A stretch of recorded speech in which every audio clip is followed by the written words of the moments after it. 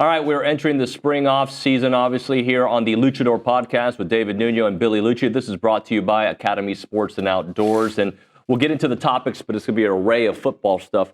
But had a meeting with Academy recently. Looks like I'm going to be doing. I might become one of their hunting and fishing experts. I think I've floated the idea to them. I think they want me to be something else. I thought you were going to say one of their new models. You know, like that's not a bad idea now that you mentioned it. What's everybody's first foray into like you knew people that were models?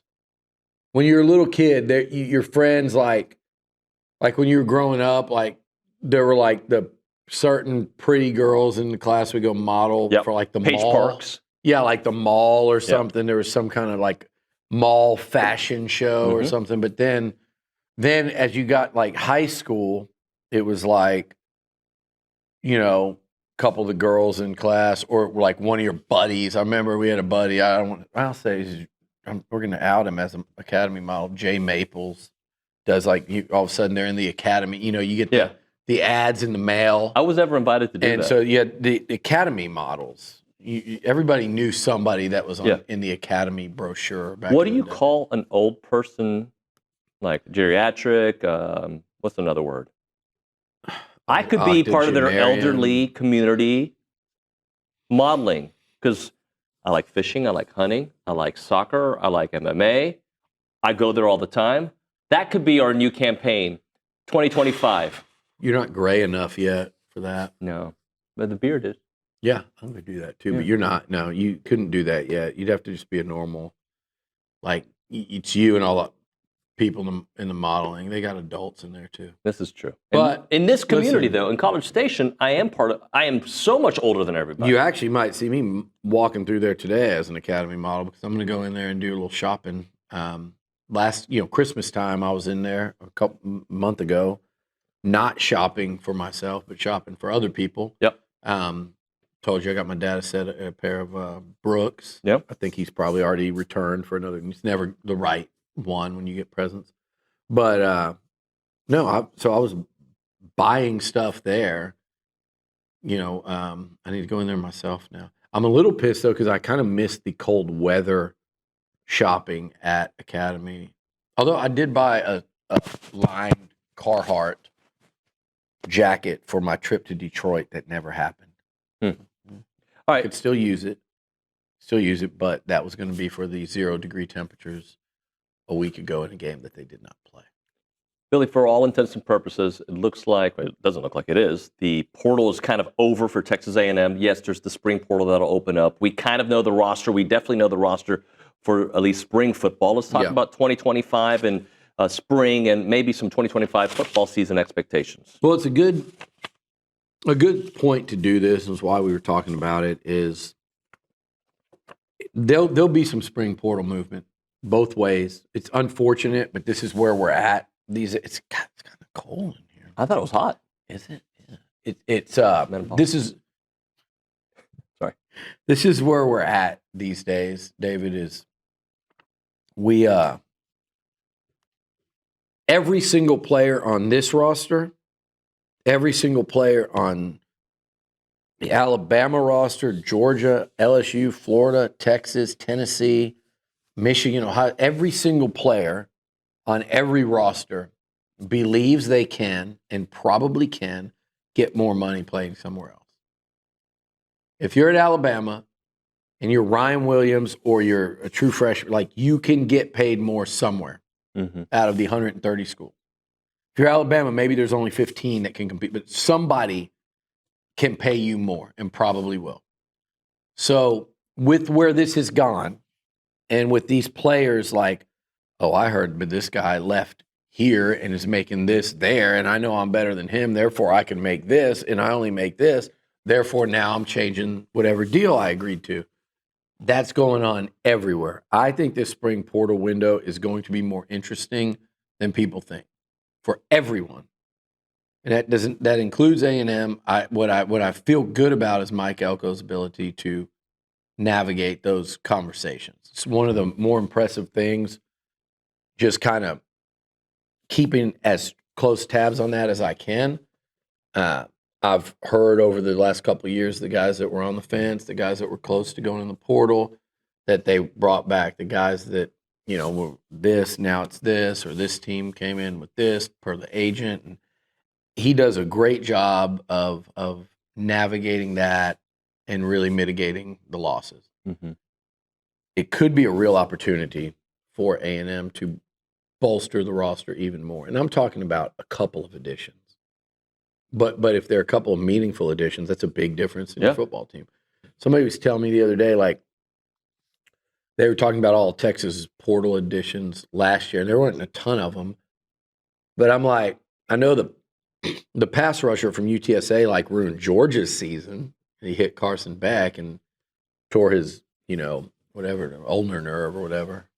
That guy affected Georgia's season. He's a pretty good player for the Longhorns, but really, like, in the portal, the guys they got that and Bolden was a good receiver, but to me, the guys they got that really took them as far as they went and had them finish as one of the two best teams in the SEC in year one, it was Matthew Golden and Andrew Makuba. Yep. Those guys are, so, like, when I say add a couple, I'm not saying they'll be of that level. They could be, but two players can make a big, big difference if you've got a football team that's already pretty well constructed around them. And that's where everybody talked about Ohio State and all those portal guys, and they just raided the portal. Well, who'd they get? They got Downs from Alabama. They got Howard, Judkins. I know they got a couple more, but those three. That's huge. They got the center. Did they get the center from Bama that went up there? The guy that was, like, ridiculed all of last year for the bad snaps. Oh, that's right, yeah. But, like, the overwhelming majority of their football team was homegrown. But they, like, just forget about the center. Just those three guys won them a ton of football games this year. It helped them win the national title. So, anyway, my point is a couple of additions can change a lot. And guess what? I think they've added a couple guys in here since the season that could change a lot in terms of A&M's prospects going into next year. But we're talking about kind of heading into the spring off season. What do things look like now that the dust has kind of settled? We've kind of put last summer behind us. All right, so let's go through position groups and kind of just navigate through what that group looks like. So we'll start things off with the obvious quarterback room with Marcel Reed, obviously going to be your starting quarterback. And they needed Jacob Zeno. They needed a veteran. Yeah. Miles O'Neill has shown a lot of promise, and obviously the youngsters and Brady and Eli. Okay, so here's how I would like to do this for time purposes. Sure. For people to understand, I'm not going to talk. We're not going to talk about every single player. So if we zip past, it's just because we're getting on down in the position thing, or it's a position with a ton of guys, and we're just going to talk about a few of them. Or we're going to hit some of these just really quickly. Overall, I think the quarterback position, because you added Jacob Zeno and because Miles O'Neill came back and teams are really trying to get Miles, I think particularly Arkansas at one point there along the way with Petrino there. But the quarterback position is in a nice spot. You've got Marcel coming back for year two as a starter. He started enough games that I'll call this year two as a starter now. This is not like even Connor Wigman wasn't coming back as a starter after his first year, where he only played in about 4 games. This is a more proven quarterback room than last year's. Yeah. Proven. Yeah. Experience. And look, Marcel, did he start 7 games this year? Sounds right. Well, like somewhere in that neighborhood. Connor entering last year had started like 7 or 8 in his career. And spread out through 2 seasons. Yeah. So, and Connor, I would still say, was a more experienced quarterback than Marcel because he had been in there 3 years versus 2. Actually, no. This is the same spot. So yeah, they're at about the same level of experience. I would contend that, and we talked about this on the show yesterday, I would contend that Marcel has been in more pressure pack situations, firefights, SEC battles than Connor had entering last season. I don't think there's any question about that. So you got a proven guy that we beat it into the ground. Like, he's got to make that jump. Mm-hmm. He's got to get. There's such a high ceiling for him. He's nowhere near it, and he shouldn't be after 7 starts. But he needs to make a big jump towards that this year for A&M to be one of these surprise SEC teams. Yep. And the good news is he has shown flashes of that ability. And he's a winner. He's a leader. He's a competitor. We've seen all that. He doesn't seem like phased in the moment. So all those things, he just got to become a better quarterback than he was, last year in his first year as a starter. So he should. If he doesn't, that would be disappointing and surprising. It would be a disappointment for, I think, coaches, for him, for everyone. I think he makes that jump. Now, the question is, how big of a jump of that jump? Does he emerge as one of the top quarterbacks in the SEC, like a top 4 guy in the league? Or is it, he jumps up to just be a lot more consistent? And I don't know. But I think he needs to make the jump for the Aggies to be that team. I think you need to be talking about Marcel Reed as in a 16-team league, a top 5 quarterback in the conference. When we talk about running backs, we're not done. Okay, sorry. We're going to just touch on a couple things that we know, and then we're going to. I just talked about Marcel. Zeno was a big addition, man. And I'm telling you what I know about him besides the numbers, and he was a record-setting quarterback at UAB. He's a guy that I remember in the Big 12 title game against OU coming off the bench as a youngster and dropping a couple bombs on OU's head and scrambling around and making things happen. Ironically enough, what he's really known for, and if you watch him, and I've talked to people that know him, that have quarterback guys that have trained him, he's incredibly accurate in that 17, 15 yards and in range, just dots. He's incredibly accurate on the short to intermediate stuff. Deep ball, it's going to get a little more erratic, but he's experienced. He's played a ton of football. And if Marcel falters or gets banged up, that's the bigger thing.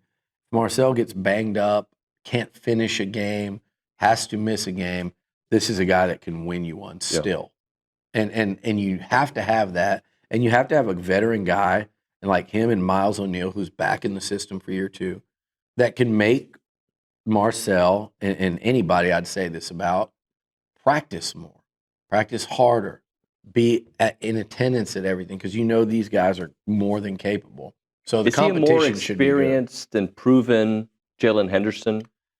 He's way more. And I like Jalen. I hope he does good things at West Virginia. He's infinitely more experienced and he's a better thrower, period. Yeah. That's the thing.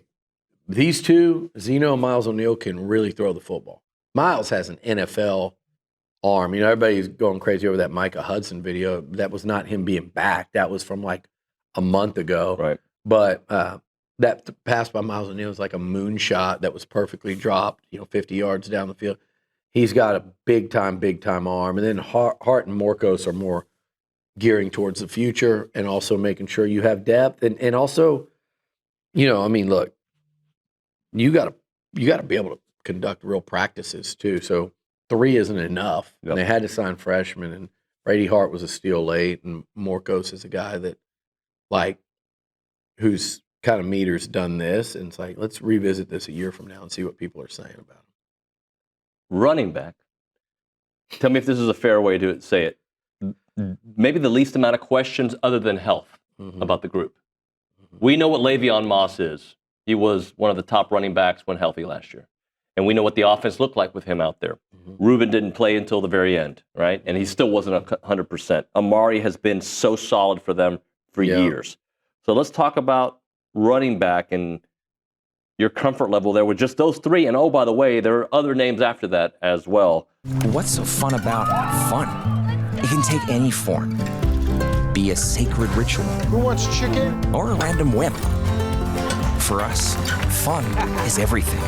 Academy Sports and Outdoors. Have fun out there. Nuño, running back is, depending on Le'Veon Moss's timeline to return from that injury suffered in the beginning of November, 11 months or so would be the beginning of October. 10 months the start of football season, right? So it's dependent. When Le'Veon Moss gets back healthy, this is a really nice running back stable that Trooper Taylor's got. Le'Veon, had he not gotten hurt, I think he probably goes NFL and is one of the top running backs drafted, honestly. Yeah. In this draft. I think he was that good. It was going to be him and a couple other guys, that would be considered the best in the SEC last year. He was kind of in competition with running backs from Auburn and Tennessee, as those were the three best backs when he got hurt. And he was so much to this offense. You saw the struggles in short yardage and just what it did to putting a lot on Marcel's plate after that. Like, losing Le'Veon Moss was a devastating injury, and part of the reason why is because you didn't have Reuben Owens. Yep. Reuben came back a little bit. We saw him a couple carries against Texas, and then he got some work in the bowl game, which I think was important. It was nothing spectacular. It was effective. It was efficient. But I think he needed that. He needed that work, and now he'll come in next year, with a game as like it was, he was kind of the bell cow back. It was him and E.J. Smith who had a breakout game. So, David, I don't know the numbers off the top of my head that E.J. Smith had in that bowl game, but I want to say it was like 80-something plus yards from scrimmage, if not 90. He looked so confident. He did what I knew all year that he was pretty elite at, even coming out of high school, and Howell and I were talking about him coming out of high school in the Dallas area before he went to Stanford. He was catching the football.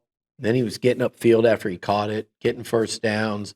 He was running with presence and authority. So it might have been a big season end for number 22. So again, that running back, it's not like, I think Moss was incredible last year. If he comes all the way back from that injury, I think he'd be incredible this year. And I think Reuben Owens is a 5-star talent for a reason. I've seen enough to know why. And the fact that he came back from that injury last year completely rusty and played tells me something about his toughness and desire to be out there as well. But there's a stable this year, and I think it's a really good one. They bring a lot back. We know what Amari Daniels brings. We saw how important a deal he was. Backs get banged up in the SEC.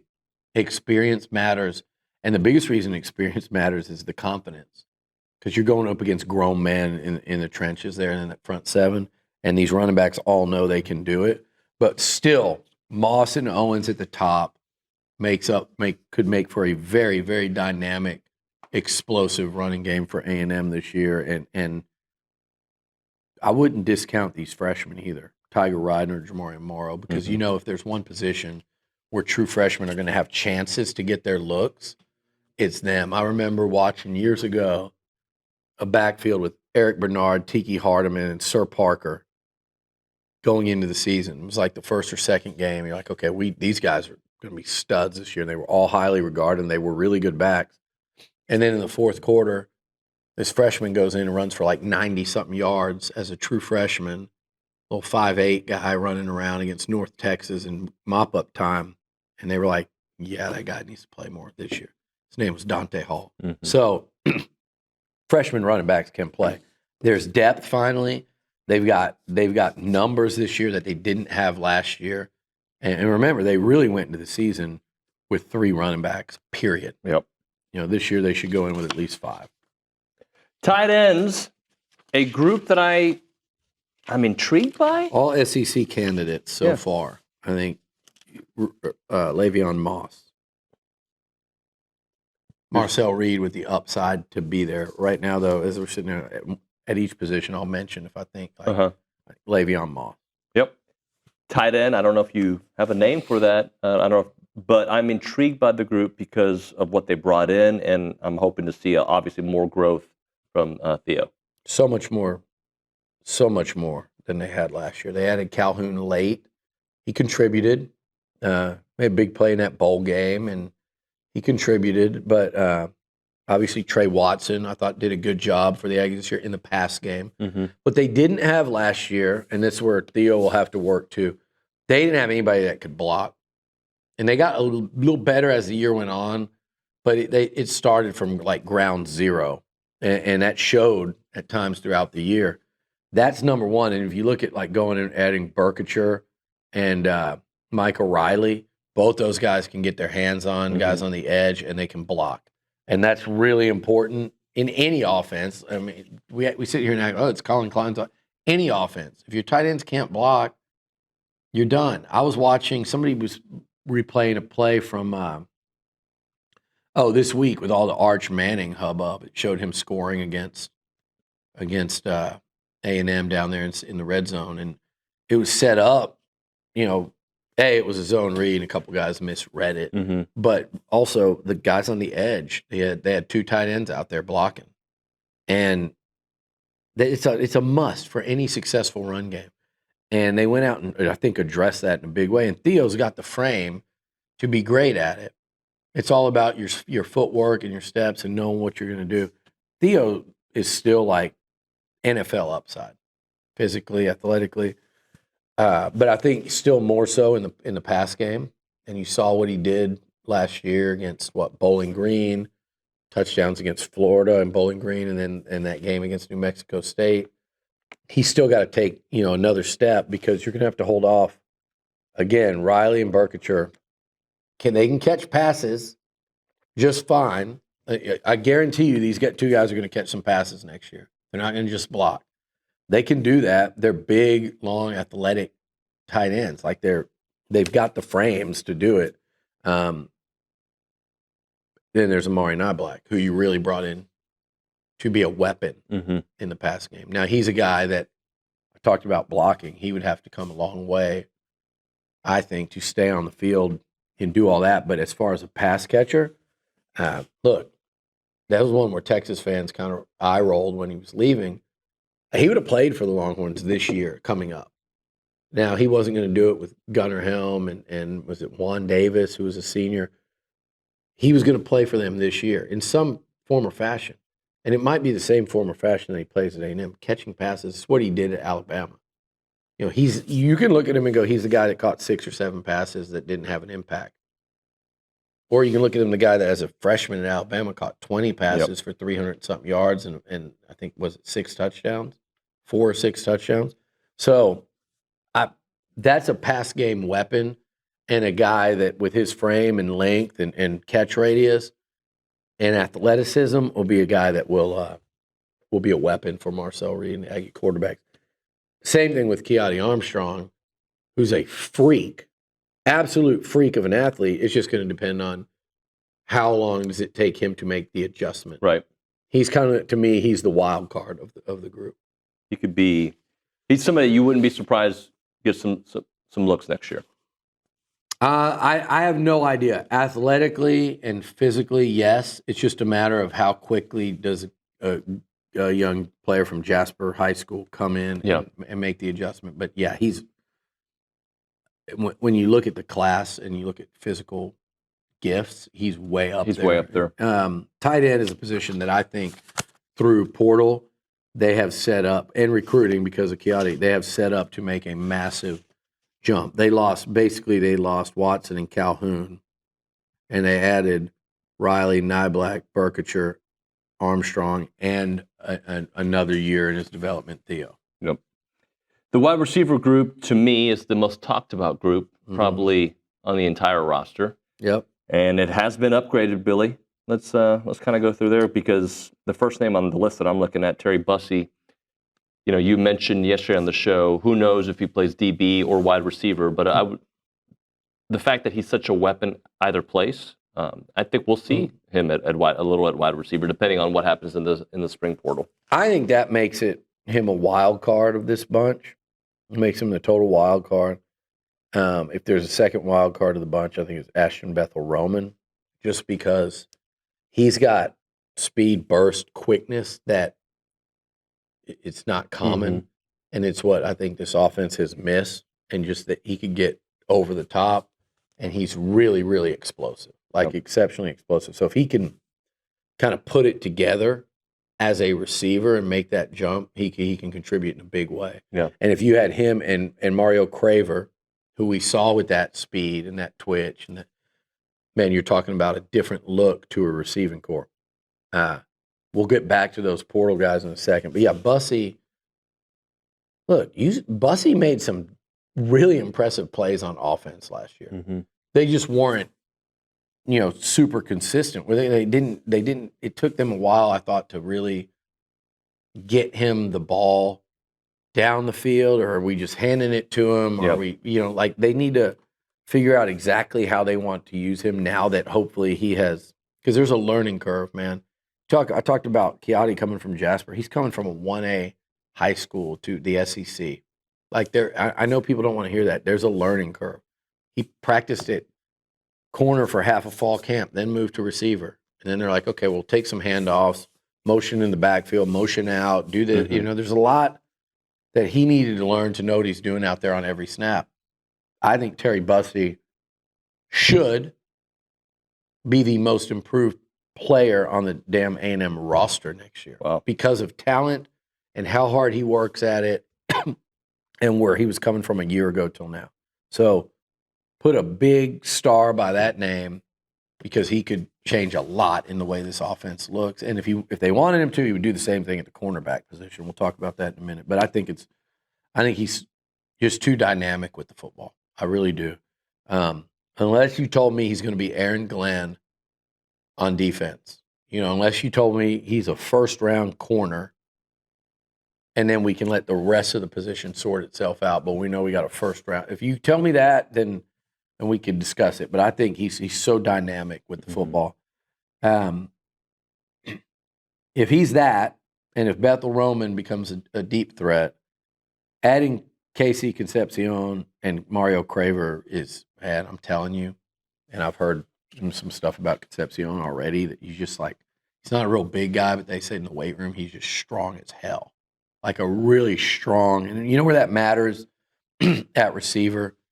That matters in like a Ryan Swope way of running through and breaking tackles. Yeah. You're not easy to bring down. You're not getting brought down by an arm tackle. You're running through guys for that extra yard or two at the end. That's what they did with him at NC State. Like you and I've talked about the rushing yards. So he's a proven playmaker. Mario Craver, go pop in the tape.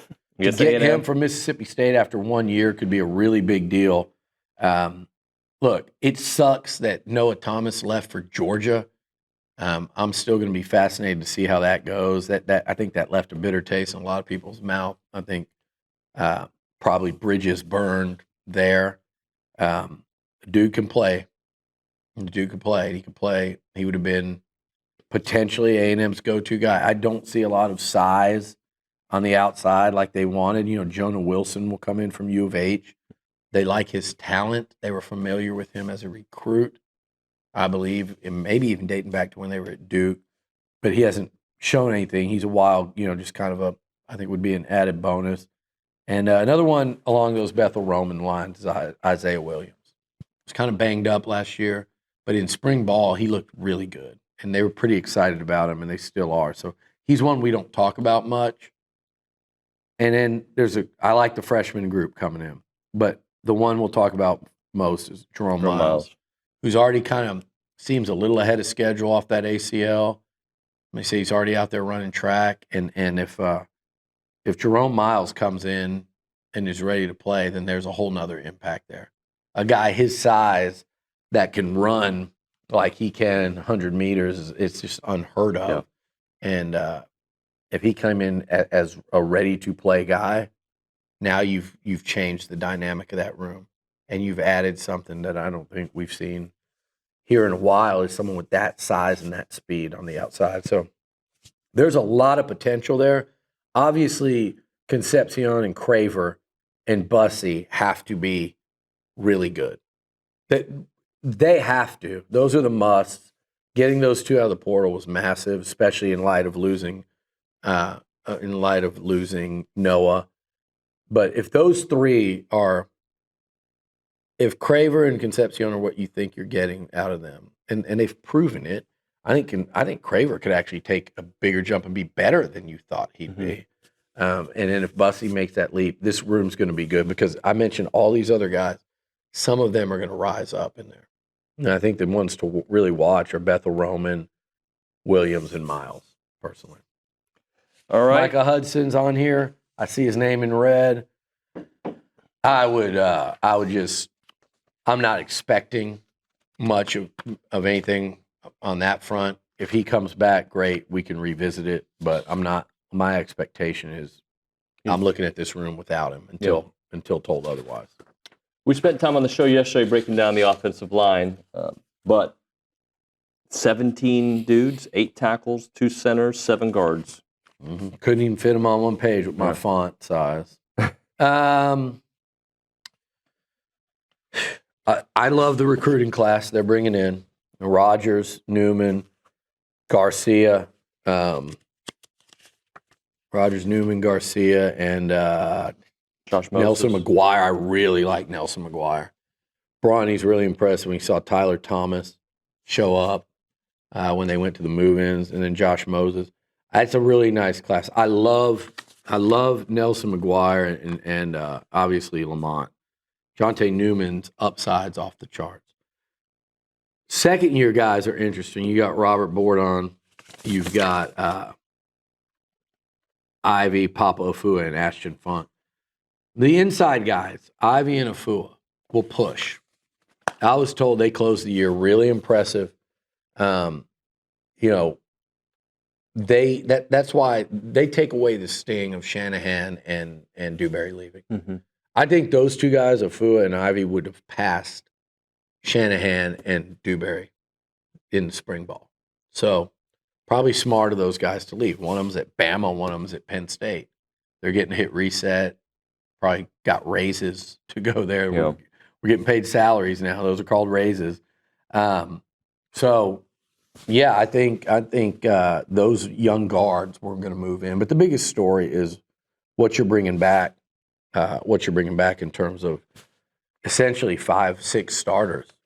Armage, Reed Adams, Trezun, Fathery, Crownover, Naboo, Besantis, and I think I named them all right. Yeah, I said Armage. You've got Armage at tackle over here on the list. But Guard. He's your starting right guard.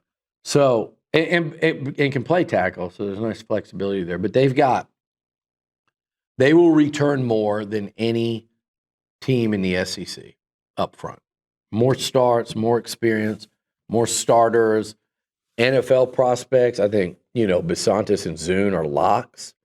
And then, guys like Armage and Crownover I get talked to a lot by scouts about those guys as their potential.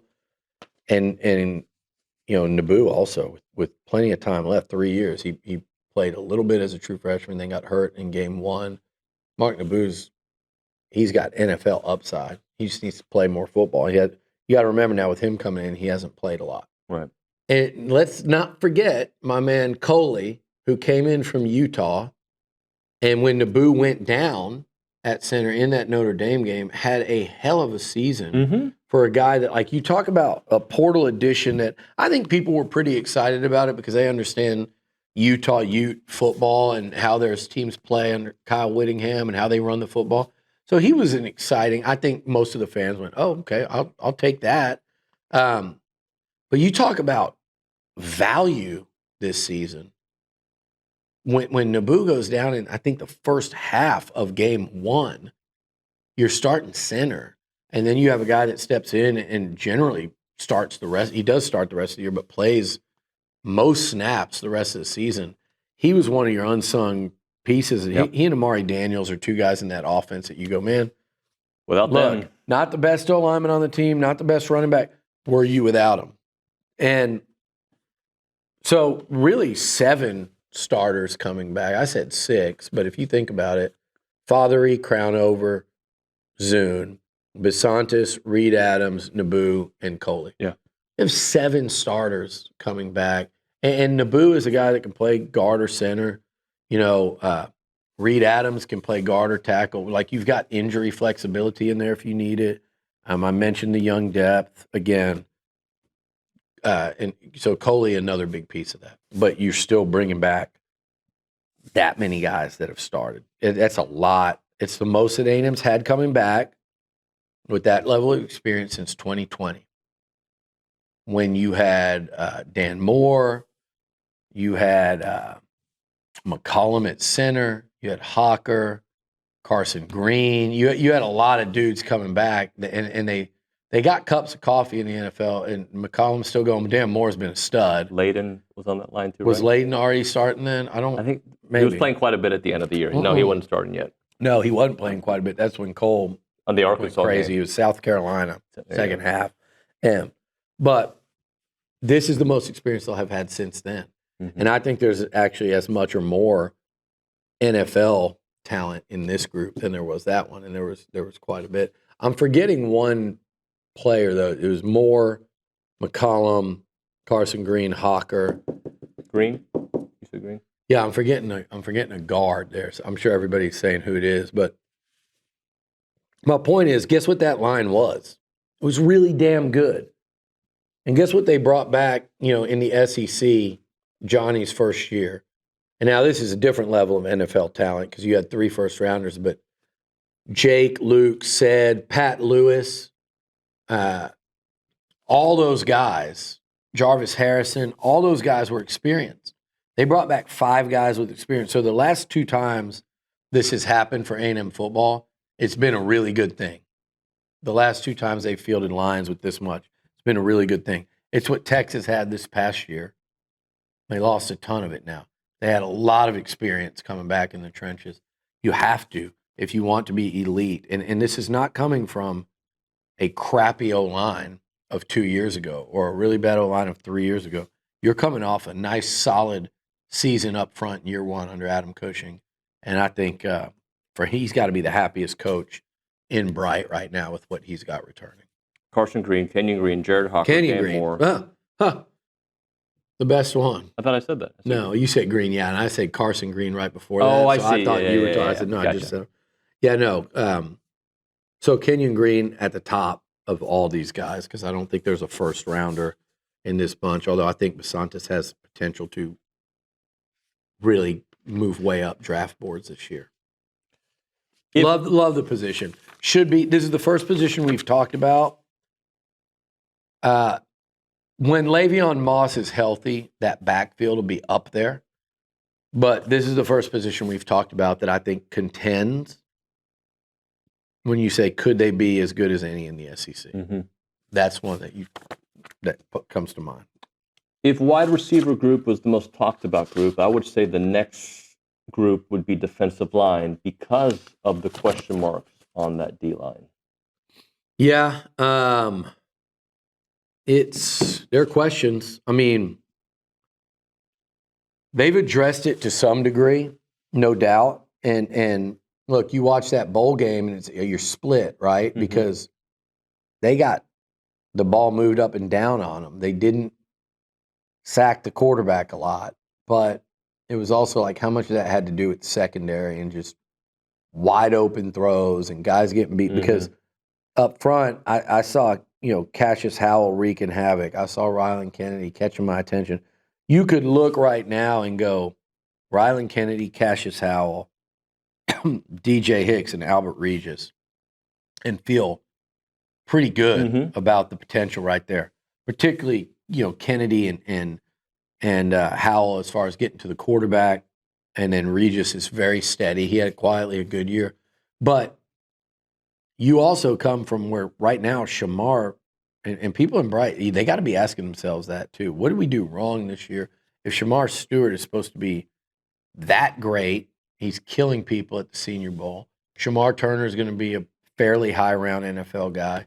And Nick Scorton was the Big Ten sack leader. You got to be sitting there, critically looking at what's going on your own end and going, why were they not better this year? And that's something that Elko, as the head coach / guy that's going to run the defense, has to figure out. And I'm sure he's been doing that this whole time. And then part of it is also at the same time, we also need to keep getting better players because the guys leaving, regardless of how many sacks they had last year or how many yards we gave up, like they were really good players.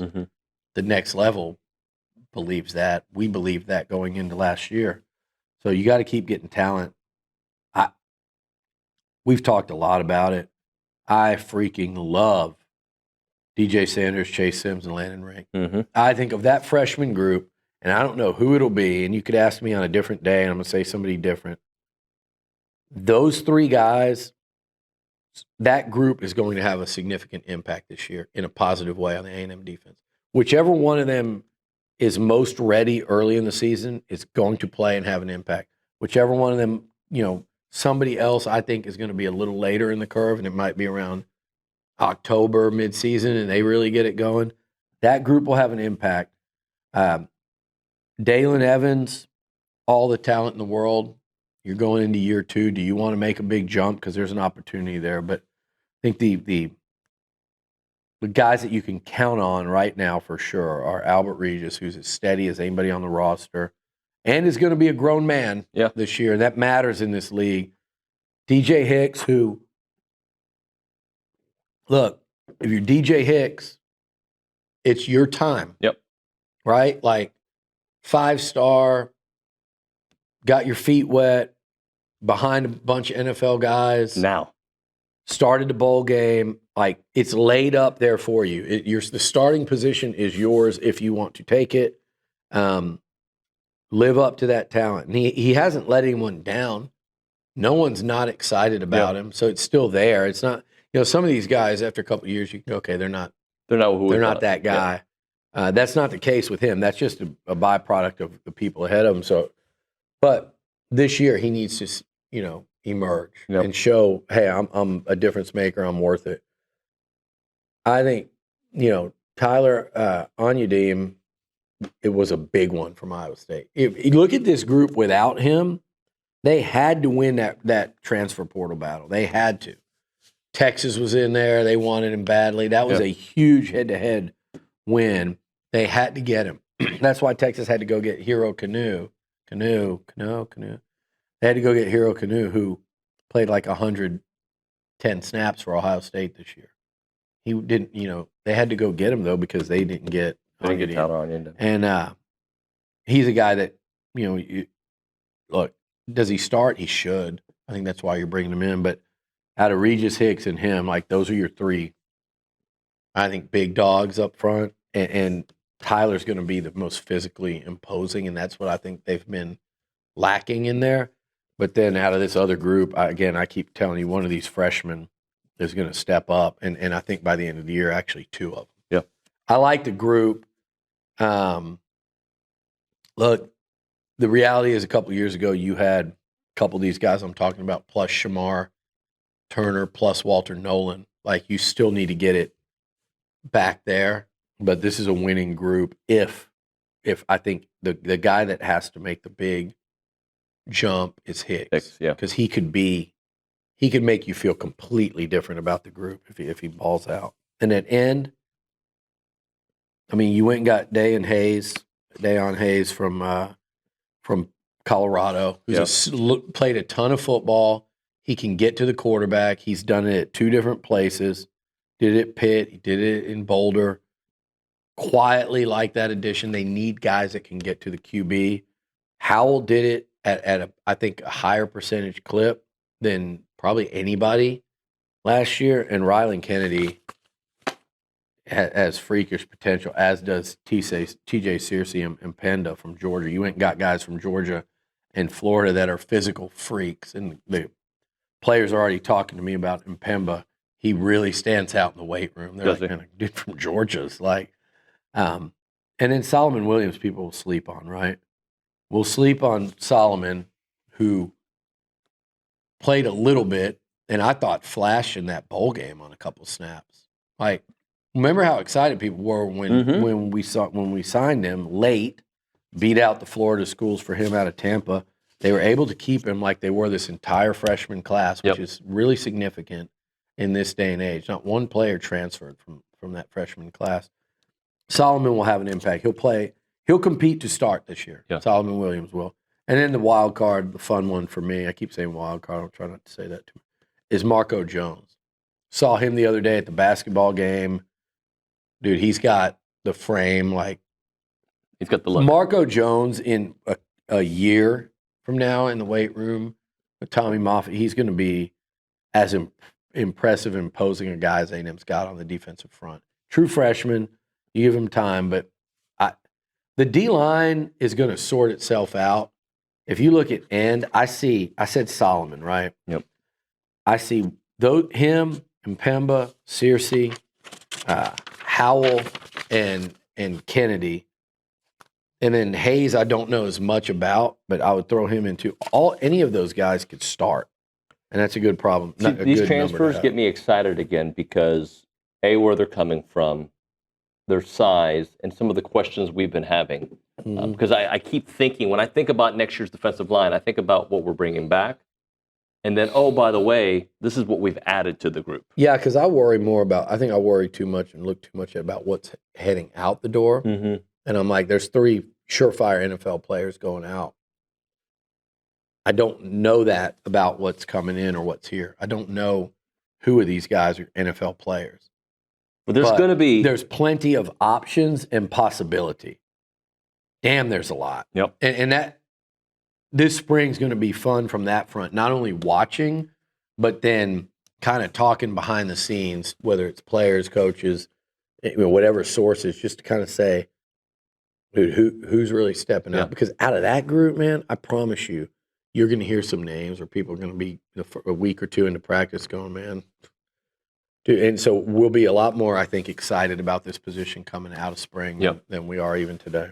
Billy, let's look at the linebacker group now. Torian leading that charge, 3rd year. Scooby had a really nice year before he got injured. Damian Sanford, obviously. Let's some names. Let's break down. Interesting position for me, David, because I really like what's at the top, but I don't. I'm looking around this league, and I'm looking at some of the linebackers, and I'm looking at some of the guys I've seen A&M play against, and some of these difference makers, and I watch the playoff and the way this position, to me, if I'm being really honest, needs to take the biggest jump. That and receiver, you take the biggest jump on this football team. And D-line is not about a jump; it's just a question because there's so much newness. But linebacker, you bring back guys, right? I'll start off with this. Like, Scooby Williams, to me, has real NFL upside. He's so athletic and twitchy and explosive and can run and chase. And he seems to always kind of be around the action. Not having him and losing him and not seeing him against in that Texas game, it was a killer. I'm telling you, it was a killer. And then USC, obviously, you could have had him there as well to make. I think he's a potential difference maker. I think he was a difference maker at times last year. He's one of the more talented players on your defense. He really is. And the question coming out of Florida people had was, they would say, well, they didn't think he could tackle or whatever. I didn't see as much of that here. I saw a guy that was really, really damn good. And I think he started to come into his own as the football player in him was starting to show beyond the athlete. And he's healthy. That was an injury that ended his season because there was a couple games left. Remember this, Scooby Williams got hurt in the Notre Dame game, a knee. If you remember, go back, he got hurt in that game. He left with a knee injury. That knee injury he played with all season. So what you saw him doing was with a knee injury. And I think he can be special. He's a big part of this. And then Torian York, look, there was Torian York as a true freshman, and there was Torian York this past season. He is, unlike Scooby, he is limited athletically to a degree, but he overcomes that because he's aware of that, and it pisses him off. He probably looks at other guys. He's like what Hunter used to do, look at other athletes on the field and go, man, if I had your height or if I had your speed, if I had, and it pisses him off and it fuels that fire. And that dude will outwork anybody and he'll outthink anybody. That's a big deal to have on your defense. Torian York probably be a captain again. He's everything that you want in a linebacker in terms of all the intangibles. And he makes plays. Look, We've seen him. We saw him several times this year in big moments. Yeah. You think about LSU. The dude makes plays. He's getting more and more confident, but he needs to take that leap as well. Like Edgerrin Cooper's junior year, he just like, and Edge is different. Edge has all that stuff we talked about that Torian doesn't, like the physical, the gifts, but it doesn't mean that Torian York can't take a huge jump. Mm-hmm. And I think with all of his experience and his desire to be great, that he will take that jump this year. I think he's a guy that is just going to will his way into being an elite SEC linebacker. He's not there yet, but I think he feels like a guy that's just he's just like, I'm not going to be content until I make that happen. I think he got off to a rough start in game 1 this year against Notre Dame. He just got better and better, and then next thing you know, you look up, and he's making plays that are helping A&M win games. But as a unit, and Damian Sanford played a ton, okay? You talk about athletic gifts. He's a guy that I think they need to see him be a down-to-down, consistent, don't get in wrong gaps, don't take bad angles and miss tackles at the point of attack, in the mess up there in the front 7. Damian Sanford is one I would circle and say I want to see significant improvement from him because it could mean a lot to the defense because he's got that talent and now he's got experience. Lockhart and Jernigan are guys they're excited about from this past season in terms of like, okay, let's see what they look like this spring. It's a big spring for them because they're second-year guys that played, particularly like Lockhart, played, they got their feet wet. It's not a position that you're blocked out of. Mm-hmm. Scooby had been hurt. Sanford's not there yet. You're hoping that he gets there this year, but he's not there. There's opportunity for young guys. Speaking of young guys, Noah McHale, okay? He's one to me, and they signed him and Kelvion Riggins out of Forney, who, I love what he's about. But Noah McHale physically, I think, is going to come in ready to play. And you watch his tape, and he looks like SEC, what we used to call SEC West linebacker. He's got a lot of crap to him. Like when you look at him, I have a hard time not seeing him play on the football field like early, like playing in South Bend next year. Like they had to hold off everybody for him, in particular Oregon, and they did. Like I think in this freshman class, he is about as instant impact a guy as I think A&M signed. So I got questions about linebacker in terms of not that they're not going to be good, but like what is the ceiling? I don't know. Like because I don't know who I know what I think I know what we're going to see out of Torian, and I know what we're going to see out of Scooby. Sanford could make a big leap, and then you got a bunch of young dudes and a true freshman. Like I said, I'm more excited about than any player in the class.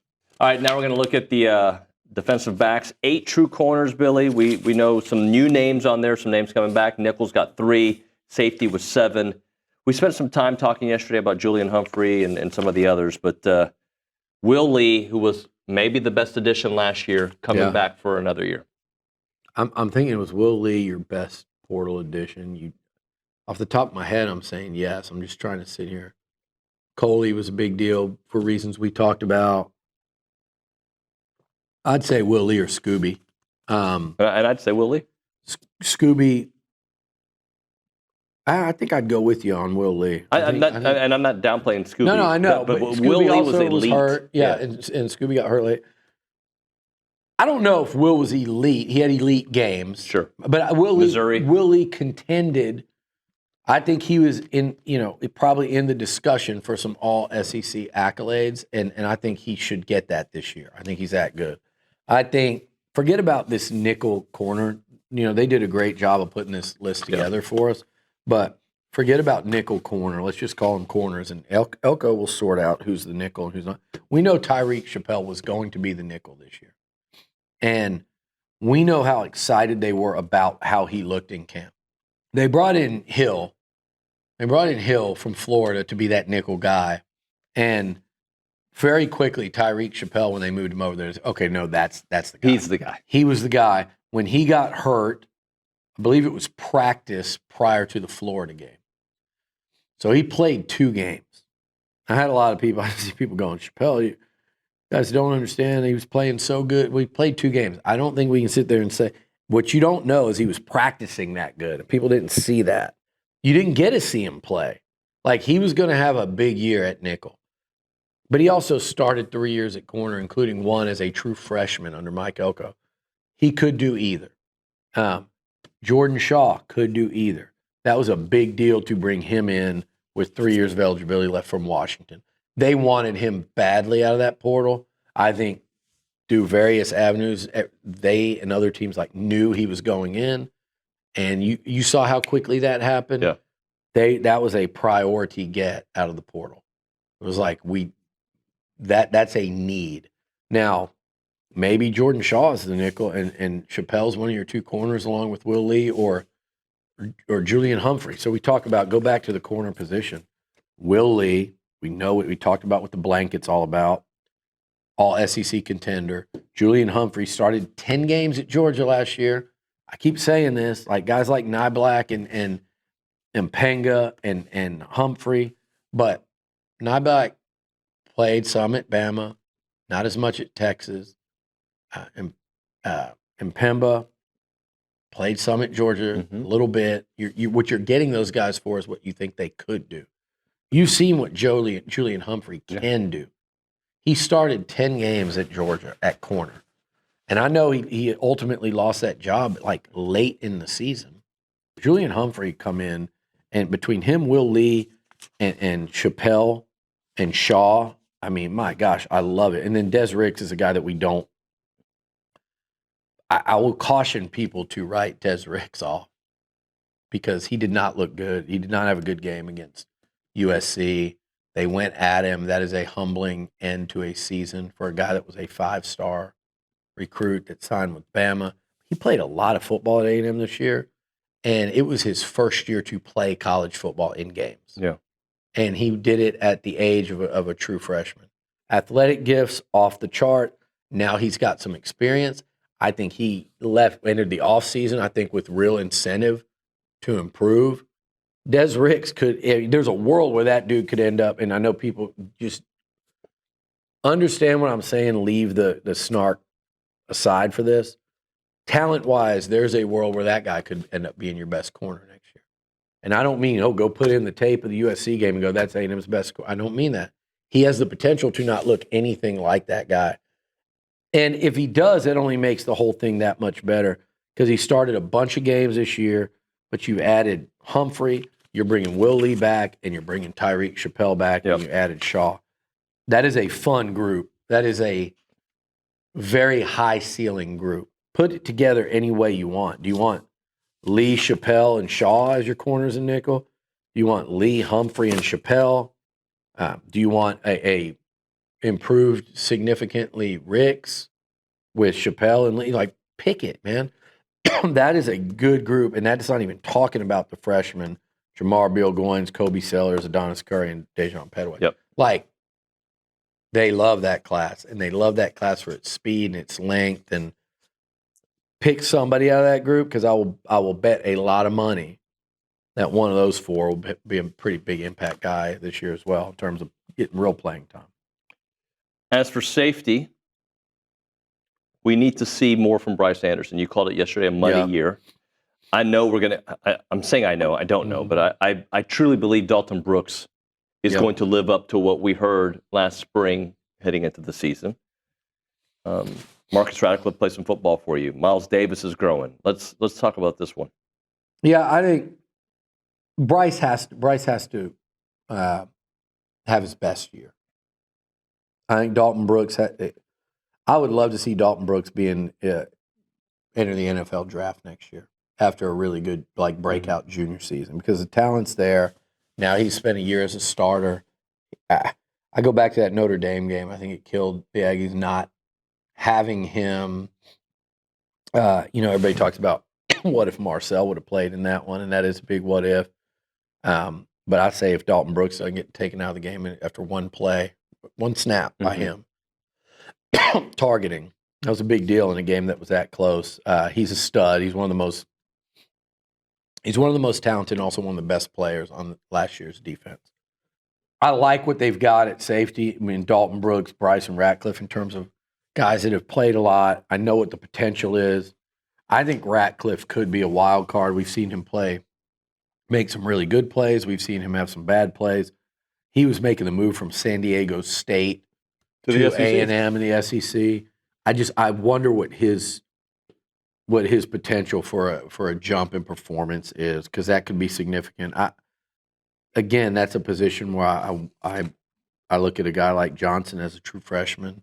I look at Miles Davis going into year 2, and it's like, guys, there's opportunity there if you want it. But, yeah, that might be a spot where you like, again, in the secondary, is there room for flexibility there to kind of create competition? So, Nuño, I mean, to recap, right, what position, if you give me 2-3 positions you feel best about, and then give me the two you feel best about, and give me the 2 that you are, I need to see it, and you're really going to be watching this spring. Sure.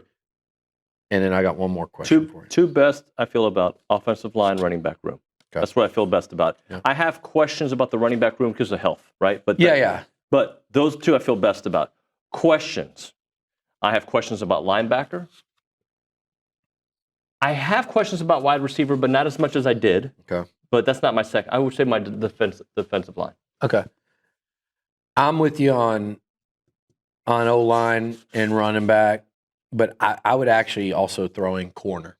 I think cornerback will be the most improved position on the football team.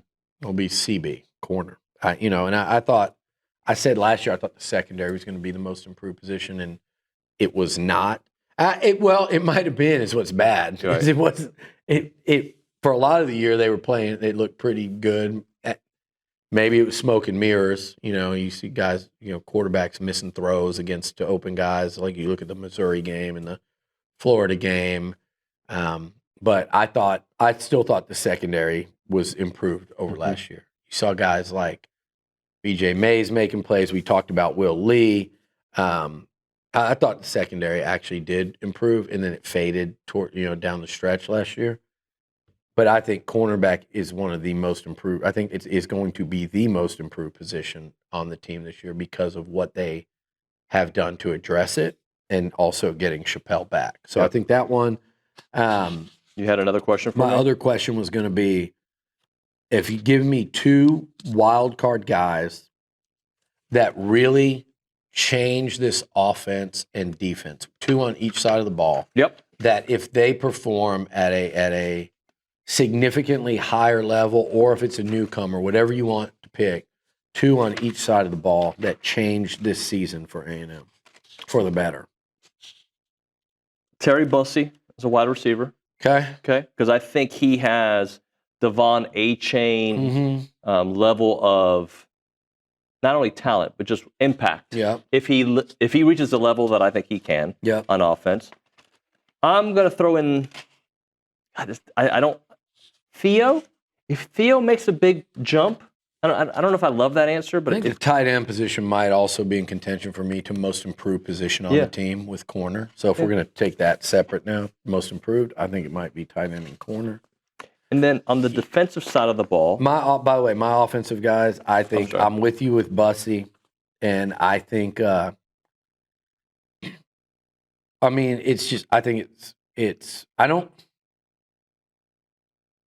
it might be Marcel? Ashton Bethel Roman, because no, he's more of like a wild card type. Like if he can change, I'd probably go Marcel and Bussey. Yeah. I think if those guys, I think you got a 5-star talent, gifted playmaker in Bussey, and I think Marcel Reed is a gifted playmaker as well at the most important position on the field. If those 2 guys take big jumps, and this team's really good, and then obviously, the portal additions at receiver could be game changers.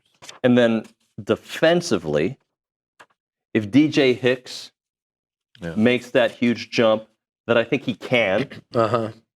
He has been good. He's had some dudes in front of him. Yep. Now he could be the guy. I think DJ Hicks. And then Dalton Brooks. I think if Dalton Brooks is that player that I thought he could have been this year, and he was good, but if he can raise his game to the level I think, those are my difference makers. I'm with you on Brooks. I think he has to be. I think he has to be. And I think my other guy in defense might be Rylan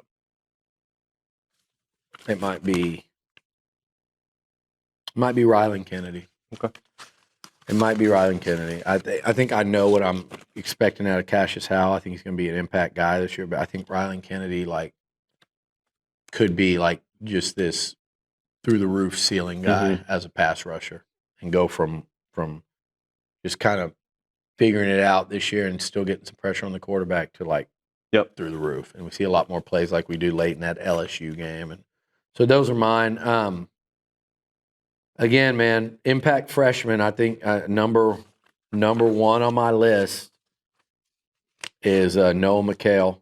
I really do. I think not red shirt, but players that we didn't see a lot of this year from last year's freshman ranks. I think, man, I'm going to have to go with I'll go with Solomon Williams at D end. I think that's a guy that people you don't come in and make a giant impact year one as a big name freshman people forget about.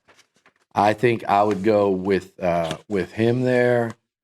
And I think I would also, the other guy would be, to me, like I said, Ashton Bethel Roman at receiver. Those are my two. So there you go. The little, whatever we want to call that, spring primer. Liucci breaks down the roster after the portal. It's long-winded, obviously, but big Saturday of sports, right? A whole slate of SEC basketball as we record this on a Saturday lunchtime, and then also a big baseball kickoff event this evening that I'm looking forward to. So no football for the first time in a while. I guess if you want to count the Pro Bowl, more power to you, but a lot of other stuff going on, and it's that time of year to get excited about March Madness, baseball, and before you know it, spring football. So there you go. Billy, thank you, and thank you to Academy Sports and Outdoors. Thank you to Academy. Fun, memories, friendship. We're here for all of it. Here for the big moments and the small ones too. We're here for unforgettable triumph, momentary misfortune, and the impromptu throwdown. We're out here each day, chasing something great. Call it adventure, call it play, we call it fun. Academy Sports and Outdoors. Have fun out there.